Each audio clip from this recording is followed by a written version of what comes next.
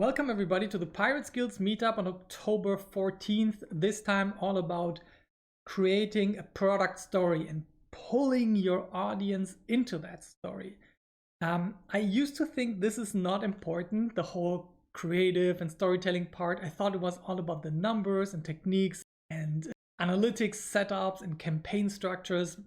But once you got this covered, the only thing that's left is creating a more resonating story with your product and talking to an audience that really fits. And this is what we are going to focus on today in the full context of a B2C e-commerce scenario. You can of course always apply this to different business models, but the examples I'm going to show you are going to be heavily biased towards B2C e-commerce. So the plan for today is this. First of all, I want to introduce you why storytelling has a profound impact on e-commerce. Yes, also from the revenue numbers, but also it affects your product choices, your audience, and all kinds of stuff that is very much a long-term benefit for your business. After that, we're going to talk about how to create better creatives, for example, for your product and how to write better text. Then we talk about a lot of content creation, because I believe all of your e-commerce products really deserve the content for it to be sold through social, through landing pages, through email campaigns, through influencers. You really just need to align your product creation and your content creation. And then after that, we talk about how to use ads to grow your organic channels. By that, I mean how to use, for example, Instagram ads to increase your Instagram followers while selling, or increasing your email list while you're actually selling your product. And at the end, we got the Q&A session as always. I hope you stay here for a long while, and let's dig into the first part. Storytelling and how it impacts e-commerce. Here we got an example. When I tell you this is a story about a shoe mainly built in Vietnam, who do you think about? What is in your mind the most famous shoe story? Look, Shoe Dog. This is the founder. This is the biography of the founder of Nike, Phil Knight. Excellent book. I enjoyed it very much. It was such an enchanting entrepreneurial story because it really starts like in the 50s and 60s when all of the entrepreneurial infrastructure just doesn't exist yet. And you see how this guy struggles and keeps on getting bashed by bigger shoe companies, and he struggles. And today we know Nike as this famous brand, but you really get this garage feeling from this book as well. So why do I say a shoe story, a story about shoes built in Vietnam? So when we think about production in Asia, we tend to think about lower quality. It doesn't need to be true all the time, but the tendency is, oh, they're producing it cheaply overseas, then they re-import it here, and what could be sold for 30 euro is being sold for 150 euro. If you want to play that kind of game, you better build a damn good story. And the story of Nike was built on athletes, but they started already with an initial bias against cheap shoes being produced in Asia and then being sold expensively. For example, here in Germany, people don't like that, and you really need the story, in their case, the athlete story, to convince them. When I read this book, it connected with me with the founder story, and after a short while, I went into a store and bought these kinds of Nikes. I don't go shopping usually, but after I read this book, I kind of wanted to attach this book, the story, to me, and it helps me to walk around with this and to keep on being reminded. I am not interested in the athlete stories. I always wondered, like guys, why do you show those athletes? But for the broad audience who are interested in sports, that's what really attracts people. And if you read the book, you really see how large the impact of the athletes were on Nike and how much those brand deals affected the growth of the company. Very amazing. But there is another shoe story that I like even better. And this is a story about shoes not built in Argentina, but for Argentina. I think this is an even more powerful story. This is the story about Tom's shoes and its founder Blake Mycoskie. And the book is called Start Something That Matters. And I don't think there's a better book about the meaning of storytelling and purpose and meaning in e-commerce. So this guy went to Argentina and he saw all of those kids running around without shoes. And you maybe be thinking like, okay, what's the big deal about it? It's warm over there. But when you don't have shoes, you get blisters under your feet. When you get blisters, you get sick. When you get sick, you can't go to school. If you don't go to school, you miss the education. And a whole economy can suffer under this, a whole society. So he thought, okay, I want to build shoes for those kids, but what is the best way to get there? So he went fundraising, wasn't very successful at it. And then he thought, fuck it, let's create a company where we do a one-by-one deal for our customers. Every time somebody buys a pair of Tom shoes, we donate a pair of shoes to kids in Argentina. Today, they're doing this, for example, not only with shoes, but with spectacles, and they're expanding their efforts worldwide. This is by far my favorite social entrepreneurship story because it's driven, impact is actually driven by profit, and it creates this independence and from donors, always welcome to buy more shoes, but he really builds an engine that supports a cause that he's following. And you can imagine that this has been a huge PR boon for the company. They were the first one who have done this kinds of stuff, this kind of deals, the one-for-one story. And they are kept on being published in big fashion magazines. Big influencers are willing to wear their shoes just to be connected to this contribution part, to the one-by-one story. Absolute fascinating book, well written, very interesting for us entrepreneurs. So you can see how story, in the case of Nike, really helps them to overcome this bias of, okay, why are those cheaply produced shoes so expensive? And on the other hand, Tom's Shoes, who builds a story a completely different way through the one-by-one story and the purpose-driven approach, and that touching the people who want to support those efforts while still wearing stylish shoes. I also have a pair of Toms at home. You see how different that is, and imagine how this applies to your products, to your business. Do you have a purpose, a cause behind your product, or are you just selling some kind of weird widgets on Amazon that can be reproduced everywhere else?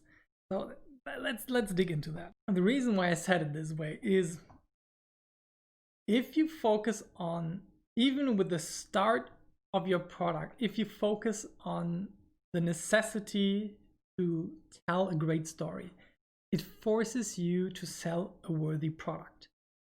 And one of the biggest problems I see today with entrepreneurs in e-commerce, especially in this scene of Amazon FBA, that they completely disregard the answer as, am I actually selling a product worth selling?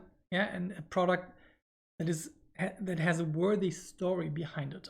All that is being checked out is, how cheaply can I import it from Alibaba? How for high can I sell it? How can I outcompete my few competitors that just keep on cloning the stuff that I tried to go on with first? I love this. If you focus on storytelling in e-commerce, it forces you to sell a worthy product. The second point is, it keeps on connecting you to the purpose. Once you have done this entrepreneurial journey a couple of times, Pirate Skills is my number 8.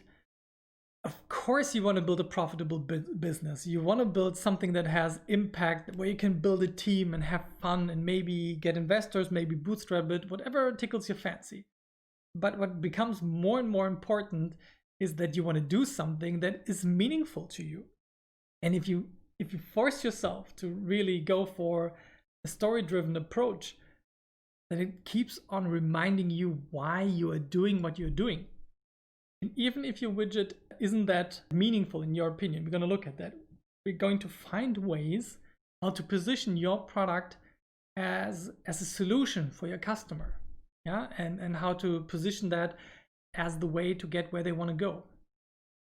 it also helps a shit ton to stand out. I tell you, there are at least 20 different people who are using like this keychain solution on Amazon that are selling the exact same product with the same color, just with different white label branding. It is so ridiculous. And everybody keeps on jumping on this FBA train. And very few out of that scene, but there are a few definitely, who have understood that it's not enough just to replicate Alibaba stuff, but to actually build a brand, to build a community around an area of products, and to then be somebody who you want to go to because you selected quality wherever you import it from. It's totally fine to import from Alibaba, but if you do not stand out, you're going to be driven out of the market by somebody who's just willing to sell it cheaper. And there's always somebody stupid enough to be willing to sell it cheaper. That also makes it really hard to be copied if you have a story attached to it that is worth being told. I'm going to show you a couple of examples, but one I want to tell you about right now is Clyde. Clyde is a coaching calendar, and there are a lot of those calendars out right now. And what is the difference between them? It's very hard to tell for the customers.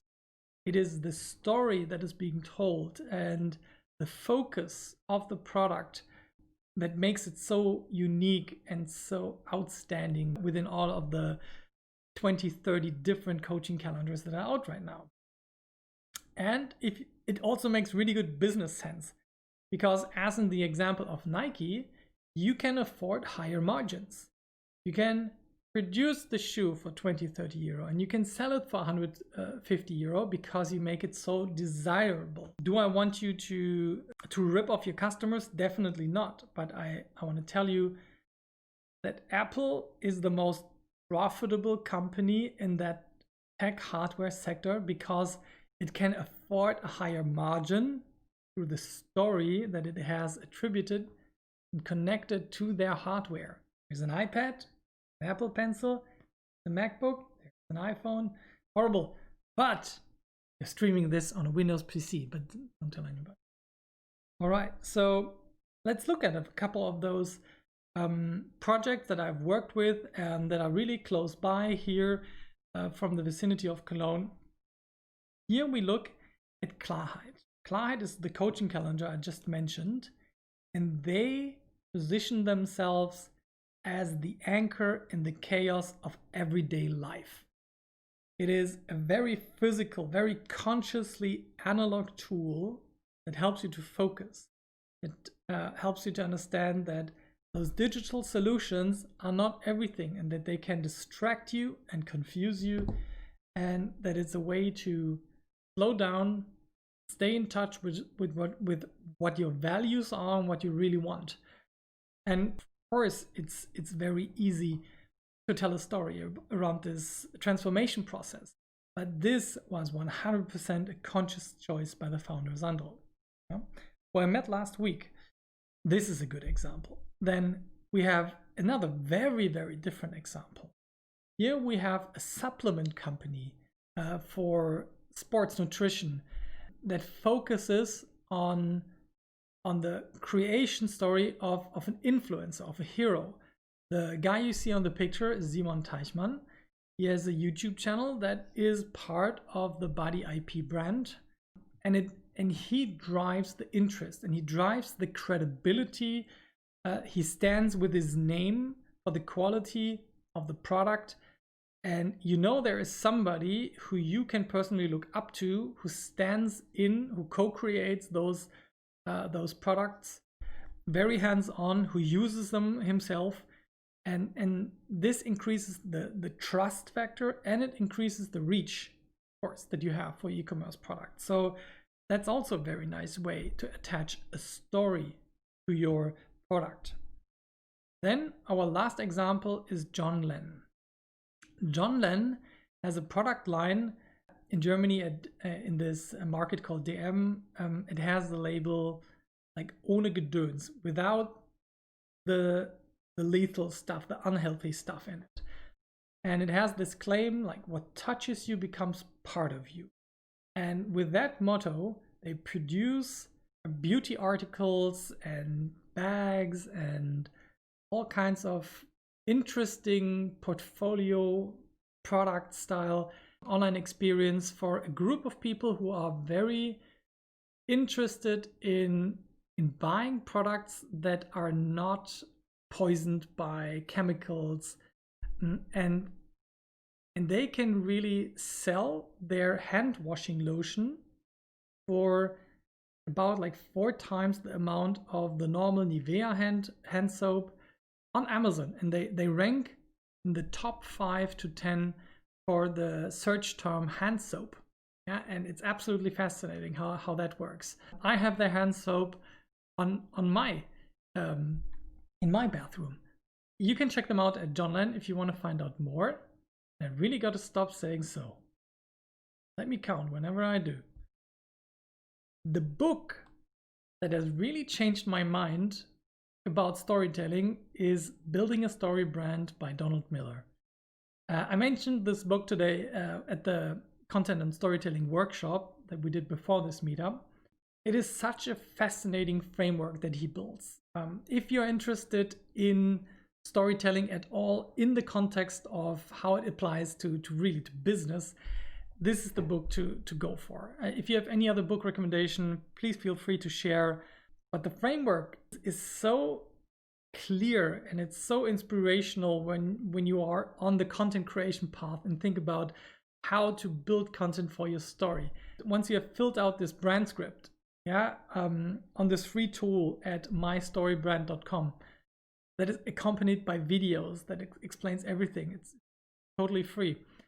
In a great piece of content marketing in itself, you will see that you have clarified your message and you have defined your audience to such a different extent than before that you will have a shit ton of ideas for your social media, for your advertising, for your newsletters, for your landing pages.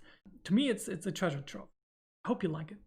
To find the story in your product, you have to ask yourself a couple of questions. What's the transformation that your product is providing? When you think about beauty articles, like what's the transformation? You want to feel beautiful, but in a sustainable way that is good to your body and friendly to the environment. If you think about the example of body IP and the supplements, you want to become stronger, fitter, leaner. You want to become the best version of yourself. And those products help you with the transformation process. Of course, you have to do a lot more than just use the product. But that is clear to everybody. And in the case of Clyde, I think it's most clear because they focus so much on the character transformation of you starting in chaos and being maybe confused and overwhelmed and then gaining clarity. Clyde means clarity. And figuring out what to focus on and then sticking to that focus. I really love it. Then, if you can't think of any kind of transformational process, I know it sounds a bit too highty-mighty, then think about just in terms of what's the job that your customer is hiring your product for. Wash my hands. Get clean hands. Like, keep it simple, but focus on that job in your communication. Then, if you want to stay with the more storytelling analogy, who is the potential hero or even villain in your story? A hero in the story should be your customer, first of all, but what's the desired outcome of this hero? And who is trying to get the hero off the path? For example, the villain in the product story of Clyde is this phone. It is the distraction. It's everything goes digital. Everything has to go faster, faster, faster. That is the villain in the story of Clyde. And the hero is the person who's committed to staying clear and focused. Then how are you guiding the hero on their journey, your customer on the journey to that transformational process? You are in between the position where people are currently in and where they want to go. You put your product and the content marketing you have in the context of your product in between that journey. You keep on helping them step by step to get from where they are to where they want to go. And the last interesting question is there a wrong you are writing in the world? Let's say you are like Mayakovsky, yeah, from the book I've just talked about in the first part of the video. He is writing the wrong that kids in Argentina have to run around with bare feet, can't get an education because they get sick, and the whole society suffers under it. And he solves that problem. So do you have a wrong that you're writing? This is just a beginning. This is a start. Those are starting points to turn your business into a more story-driven product work. So that concludes the part where we gave you like the essence of what storytelling in e-commerce. Now let's look into the very first of the series of 15 growth hacks that will help you to double your e-commerce profits. And the first one is all about better product creatives and texts. See you in the next part.